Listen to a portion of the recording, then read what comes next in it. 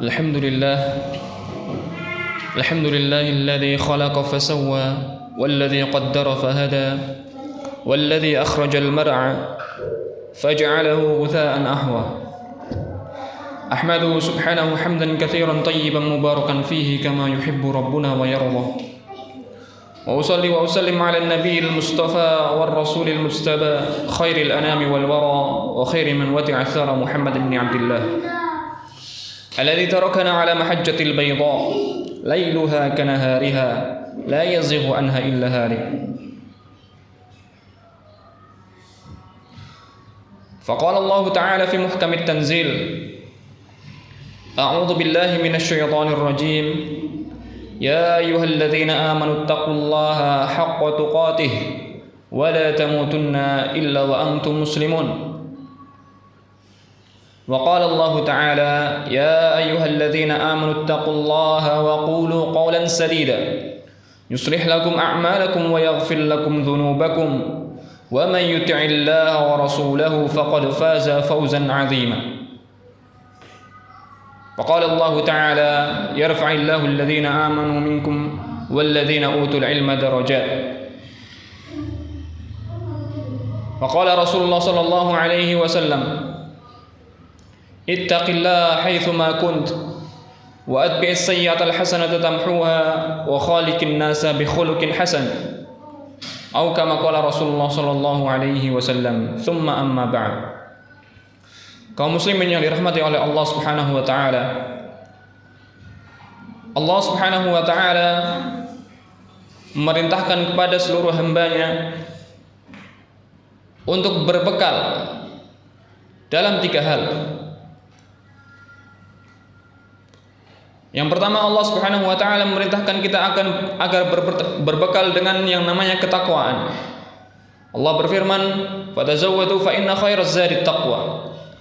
Dan berbekallah kalian, yakni untuk menghadap Allah Subhanahu wa taala. Fatazawwadu fa inna khairaz zadi taqwa, dan sebaik-baik bekal kalian menghadap Allah Subhanahu wa taala adalah dengan ketakwaan. Yang mana didefinisikan oleh para ulama, at-taqwa an taj'ala bainaka wa baina 'adabillahi wiqayah bimtithali awamirihi wa ijtinabu nawahihi. An taj'ala bainaka wa baina 'adabillahi wiqayah, engkau menjadikan antara dirimu dan azab Allah Subhanahu wa taala suatu penghalang, suatu pembatas. Apa pembatasnya? Imtithalu awamirillah, menjalankan perintah Allah Subhanahu wa taala, wa ijtinabu nawahi, dan menjauhi larangan Allah Subhanahu wa taala. Ini adalah ketakwaan. Karena dengan ketakwaan Allah Subhanahu wa taala menjanjikan kita akan dimasukkan ke dalam penduduk surga naim. Allah Subhanahu wa taala berfirman, innalil muttaqina 'inda rabbihim jannatin na'im, dan bagi orang-orang yang bertakwa kepada Allah Subhanahu wa taala, maka mereka akan ditempatkan di sisi Allah Subhanahu wa taala di surga naim. Dan Allah Subhanahu wa taala juga berfirman, innalil muttaqina mafaza, dan bagi orang yang bertakwa kepada Allah Subhanahu wa taala, bagi orang-orang yang bertakwa, mafaza, kemenangan yang besar, yakni dimasukkan ke dalam surganya Allah Subhanahu wa taala. Dan banyak sekali ayat-ayat yang menerangkan bahwasanya orang yang mau bertakwa kepada Allah, Allah jaminkan baginya surganya Allah Subhanahu wa taala. Ini adalah bekal ataupun perintah Allah Subhanahu wa taala agar kita mencari bekal untuk menghadap Allah Subhanahu wa taala yang paling utama, yakni ketakwaan. Kemudian yang kedua, Allah Subhanahu wa taala merintahkan kita agar berbekal dengan yang namanya al-huda, petunjuk ataupun amal soleh. Allah Subhanahu wa taala berfirman, walladzina ihtadaw zadahum hudaw wa atahum taqwahum, dan orang-orang yang senantiasa meminta kepada kami huda, petunjuk, zadahum huda, maka akan kami tambahkan kepada mereka petunjuk, akan kami mudahkan bagi mereka beramal soleh. Wa atahum taqwahum, dan dari situ akan kami anugerahi kepada mereka takwa kepada Allah Subhanahu wa taala.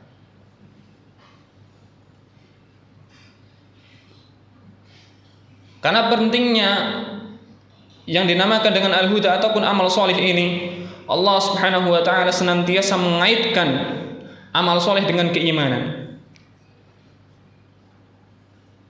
Walladzina amanu wa 'amilus sholihat. Allah senantiasa banyak sekali dalam ayatnya menggabungkan, menyandingkan antara keimanan dan juga amal soleh. Sebagaimana Allah Subhanahu wa ta'ala berfirman, Alladzi khalaqal mauta wal hayata liyabluwakum ayyukum ahsanu amala. Dan dialah Allah Subhanahu wa ta'ala yang menciptakan kehidupan dan kematian. Liyabluwakum ayyukum ahsanu amala. Untuk menguji kalian semua.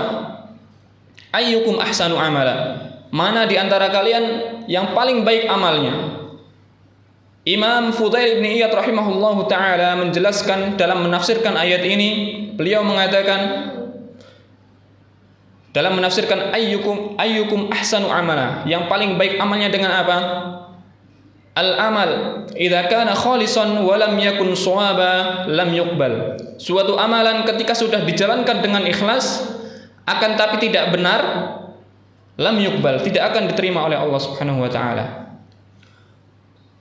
Wa in kana shawaban wa lam yakun khalisan lam yuqbal. Dan begitu pula suatu amalan ketika sudah dilakukan dengan benar akan tapi tidak ikhlas, maka juga tidak akan diterima. Hatta yakuna khalisan shawaba.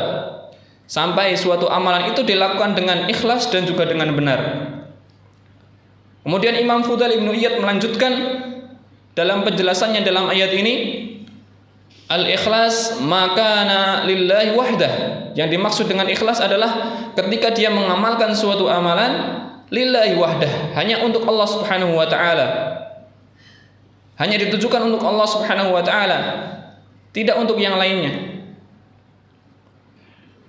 Wa shawaba ma kana 'ala sunnah. Dan yang dimaksud dengan benar adalah sesuai dengan sunnahnya Rasulullah sallallahu alaihi wasallam, sesuai dengan petunjuknya Rasulullah sallallahu alaihi wasallam. Maka dengan dua hal ini dan harus ada, maka Allah Subhanahu wa taala akan menerima amalan suatu hamba. Hilang salah satunya, Allah tidak akan menerimanya. Karena itu penting sekali bagi kita ketika sudah mengikhlaskan niat dalam beramal, harus memperhatikan amalan kita. Sudah betulkah amalan yang kita lakukan sesuai dengan ajarannya Rasulullah sallallahu alaihi wasallam? Karena itulah datang hal ketiga setelah ketakwaan dan setelah amal soleh, kita harus berbekal dengan hal ketiga. yakni apa? Sebagaimana firman Allah Subhanahu wa taala ketika memerintahkan kepada Nabi Muhammad sallallahu alaihi wasallam, wa qul rabbi zidni ilma. Katakanlah wahai Muhammad, rabbi zidni ilma, wahai Rabbku, tambahkan kepadaku ilmu.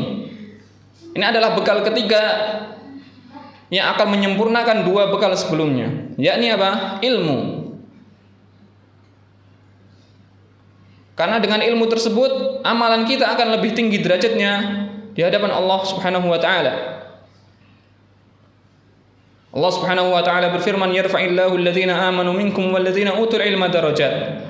Dan Allah akan senantiasa meningkatkan derajat orang yang mau beriman dan juga memiliki ilmu.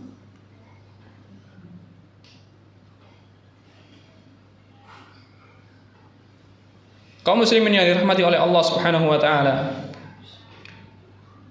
Karena itulah para ulama mendefinisikan al-ilmu sabiqun lil amal. Ilmu itu lebih dahulu daripada amalan. Yang maksudnya adalah semua orang sebelum mengamalkan harus memiliki ilmunya terlebih dahulu. Karena itulah Imam Bukhari rahimahullahu taala membuat suatu judul dalam karya beliau di dalam kitab sahihnya dengan judul bab al-ilmu qabla al-qawli wal amal. Bab berilmu terlebih dahulu sebelum berkata dan berbuat. Karena itu, apalagi dalam urusan agama Allah Subhanahu wa taala, tidak bisa kita beramal seenak hati kita.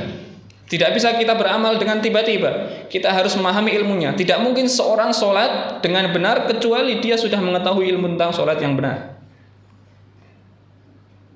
Maka 3 hal tersebutlah Allah Subhanahu wa taala memerintahkan kita agar berbekal dengan hal tersebut.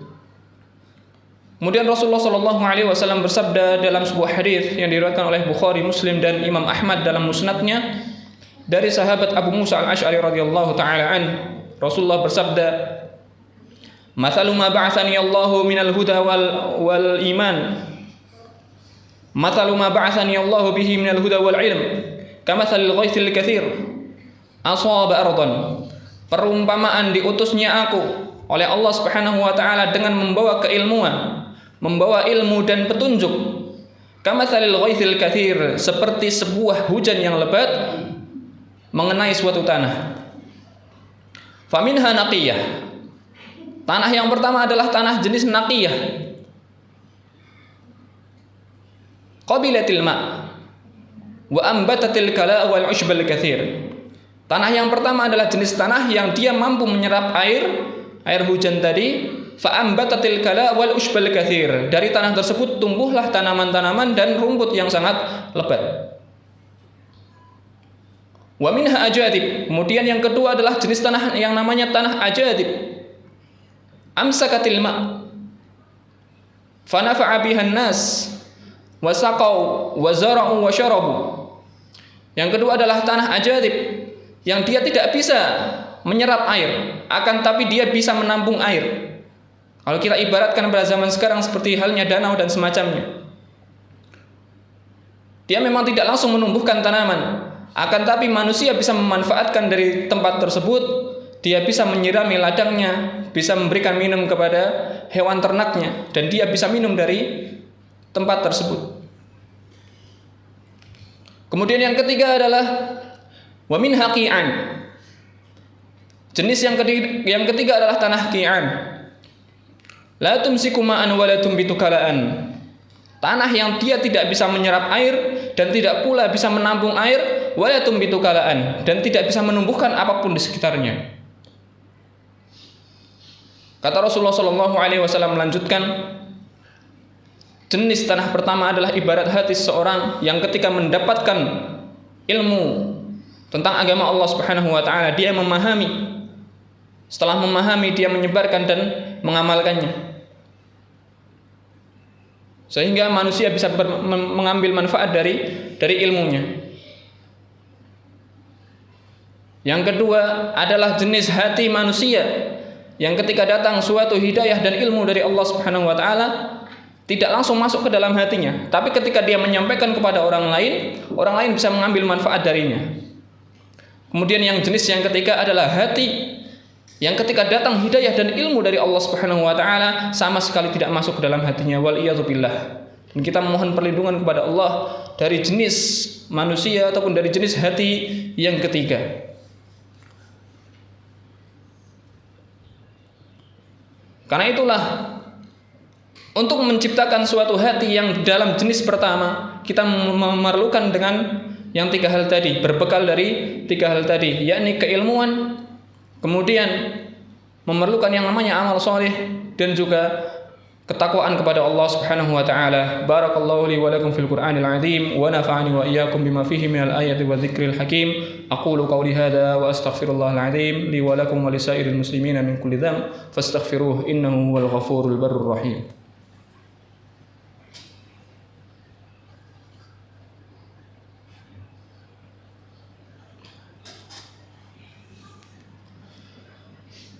Alhamdulillahi rabbil alamin, wassalatu wassalamu ala asyrafil anbiya'i wal mursalin wa ala alihi wa man tabi'ahum bi ihsanin ila yaumiddin ridwanullahi alaihim ajma'in. Faqala Allah ta'ala fattaquni ya ulil albab.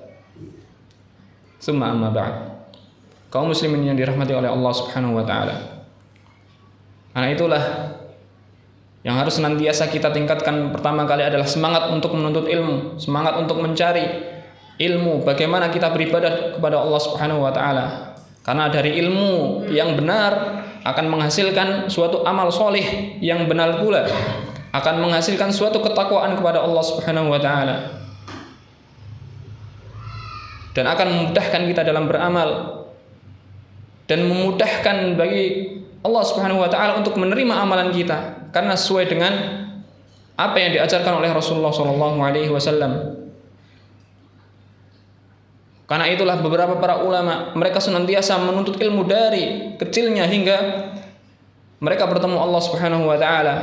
Salah satunya yang bernama adalah Imam Ibnu Mandah rahimahullahu taala, yang mana ketika itu beliau keluar dari negerinya, keluar dari tempat tinggalnya pada umur 20 tahun, keluar untuk mencari ilmu, kemudian beliau pulang lagi ke tempat kelahirannya tersebut pada umur 65 tahun. Selama 45 tahun beliau mencari ilmu, tidak pernah kembali ke rumahnya. Karena beliau paham tidak akan seorang mengamalkan suatu amalan dengan benar kecuali dengan ilmu yang benar pula dan didasari dengan petunjuk Rasulullah sallallahu alaihi wasallam. Semoga kita dijadikan oleh Allah Subhanahu wa taala orang-orang yang senantiasa bertakwa kepada Allah, senantiasa beramal dengan amalan yang soleh, senantiasa menjadi orang-orang yang mau mencari ilmu untuk memperkuat keimanan dan ketakwaan kita kepada Allah Subhanahu wa taala. Allahumma shalli wa sallim wa barik ala Muhammadin wa ala ali Muhammad kama shallaita ala Ibrahim wa ala ali Ibrahim fil alamin innaka Hamidum Majid. Allahumma ighfir lil mu'minina wal mu'minat wal muslimina wal muslimat al ahya'i minhum wal amwat innaka sami'un qaribun mujibud da'wat. ربنا ظلمنا أنفسنا وإن لم تغفر لنا وترحمنا لنكونن من الخاسرين ربنا اغفر لنا ذنوبنا وإسرافنا في أمرنا وثبت أقدامنا وانصرنا على القوم الكافرين اللهم إنا نسألك الهدى والتقى والعفاف والغنى اللهم إنا نسألك الهدى والتقى والعفاف والغنى اللهم إنا نسألك الهدى والتقى والعفاف والغنى اللهم أصلح لنا ديننا الذي هو عصمة أمرنا وأصلح لنا دنيانا التي فيها معاشنا وأصلح لنا آخرتنا التي إليها معادنا واجعل الحياة زيادة لنا من كل خير واجعل الموت راحة لنا من كل شر سبحان ربك رب العزة عما يصفون وسلام على المرسلين والحمد لله رب العالمين وأقيموا الصلاة. الله أكبر.